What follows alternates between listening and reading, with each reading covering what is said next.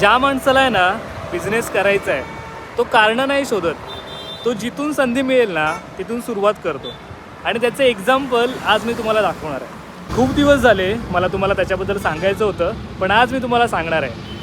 नमस्कार राज, कसा आहेस? मस्त मजेत. खूप दिवस मला तुझ्याबद्दल सांगायचं होतं लोकांना, पण आज मी सांगणार आहे.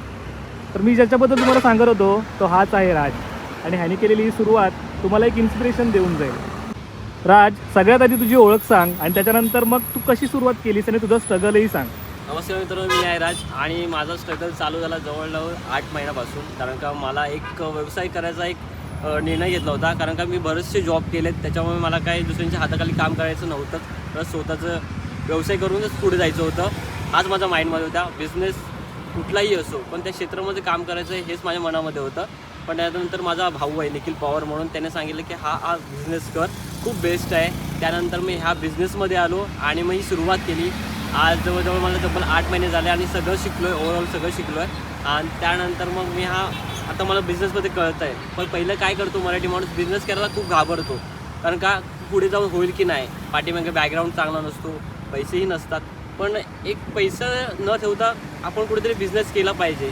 एक पाऊल पुढे टाकलंत ना, ते नक्की तुमचा बिझनेस सक्सेसफुल होणार. तुमचं पाऊल टाकायचं खूप बाकी आहे, पण ते पाऊल पुढे टाका. राज, तू मला सगळं तुझ्याबद्दल सांगितलंस, पण मला सांग त्या बिझनेससाठी तू स्वतःचा किती वेळ देतोयस? नाही म्हटलं तरी मी सकाळी 5 वाजता उठतो आणि जवळजवळ मी दुकानात एक 6:30पर्यंत येतो. सगळं दुकान ऑलरेडी सेट करतो. त्यानंतर मग घरी जायचं टायमिंग नाही तर तब्बल मला 11 किंवा 10, पावणे 10 असे होतात. नाही म्हटलं मी माझी बरोबर एक 20 तास ड्युटी होते.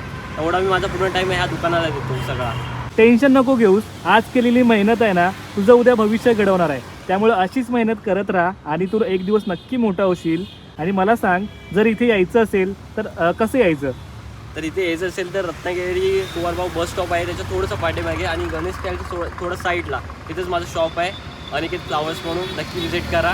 हा आहे मुंबई गोवा हायवे आणि खाली गेलात तर आहे रत्नागिरी.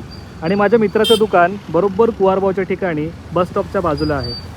एकदा नक्की व्हिजिट करा माझ्या मित्राच्या शॉपला, कुवारबाव बस स्टॉपच्या बाजूला. धन्यवाद.